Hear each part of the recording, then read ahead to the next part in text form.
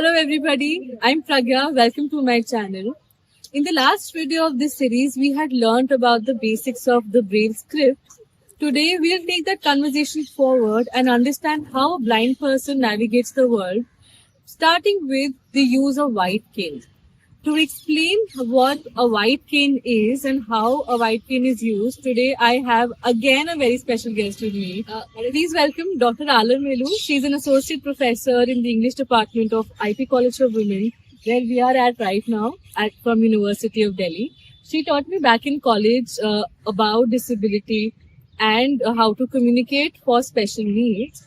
Today she has agreed to join us to teach us about white cane and what it looks like. Welcome to my channel. I'm happy to be here once again on another video with Pragya. And so I'll be now demonstrating how to use a white cane and the importance of white cane. So this is a foldable white cane. There are several types of white canes. The unfoldable ones are quite uncomfortable to carry, but the foldable white canes are quite useful so that wherever we are, we can just fold them and keep in the bags and then carry them. And as and when needed, one can take it out and start using. So I'm going to unfold this white cane. This is a modern invention. In fact, the white cane has come to use since early or mid 20th century, one can say. In fact, 1960s onwards. Prior to that, also people with visual disabilities did use must have used some or the other medium to navigate through the spaces, and especially canes and sticks were used.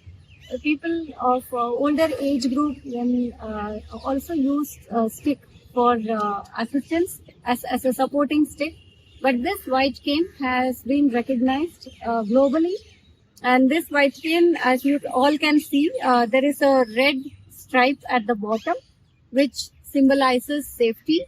And all vehicles on the road are supposed to stop when a person with blindness is walking using white cane. So that is the significance of white cane. Thank you, ma'am. Thank you for showing us what a white cane looks like. White cane is basically a stick that is used by a blind person to walk and navigate the world. As ma'am told that this red stripe, right? This red stripe is supposed to symbolize that you're supposed to stop when you see a person using a white cane. So if you're driving somewhere, if you see a blind person or anybody using a white cane and you see this red stripe, please stop to make way for them. Ma'am, apart from the white cane, is there any other technique that is used to navigate? Yeah, so someone named Daniel Kish, an American person with blindness, he has invented something called echolocation. He uses tongue clicks to navigate through the physical spaces. He even drives bicycles in his surroundings and nearby areas using tongue clicks. But some people with blindness have found it very difficult to use tongue clicks, and therefore, in fact, white cane has been more effective technique than any other navigation technique so far. Ma'am, how do we use a white cane? Yeah.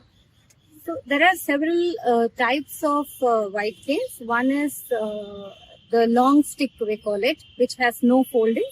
But you can see this cane has several folds. It's easy to keep in your bag and all.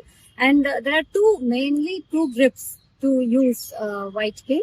One is called palm up grip, and this is how you hold your white cane, your palm downwards and the thumb holding the white cane. And this helps you to navigate through the spaces, and especially helps you to identify the objects before you. And the other grip is pencil grip, which you hold the white cane like a pencil, like this, the way you hold the pencil.